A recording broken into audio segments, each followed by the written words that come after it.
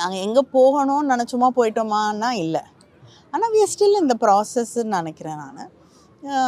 நிச்சயமாக அந்த கலைஞர்களுக்கு ஒரு அங்கீகாரம் கிடைச்சிருக்கு. பல நிகழ்ச்சிகளில் இன்றைக்கி அழைக்கப்படுறாங்க. அவங்களுக்கு ஒரு மரியாதை கிடைச்சிருக்கு. இப்போ வேலு ஆசானுக்கு வந்து பத்மஸ்ரீ கிடைச்சிருக்கு.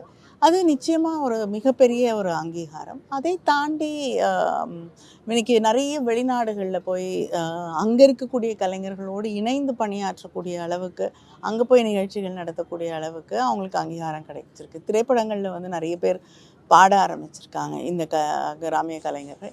இது எல்லாமே வந்து அவங்களுக்கு இது வந்து ஒரு நிச்சயமில்லாத ஒரு துறை, ஒரு கலை, இதுக்கு ஒரு எதிர்காலம் இல்லை அப்படிங்கிற நிலை தாண்டி இன்றைக்கி இதுக்கும் ஒரு எதிர்காலம் இருக்குது. இந்த கலைஞர்களுக்கு ஒரு மரியாதை இருக்குது.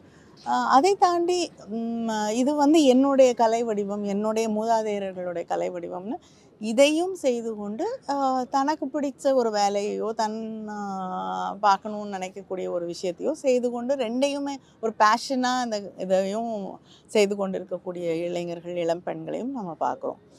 ஸோ இது நிறைய வேஸில் இவால்வ் ஆகுது. அது ரொம்ப மகிழ்ச்சி தரக்கூடிய ஒன்றாக இருக்குது.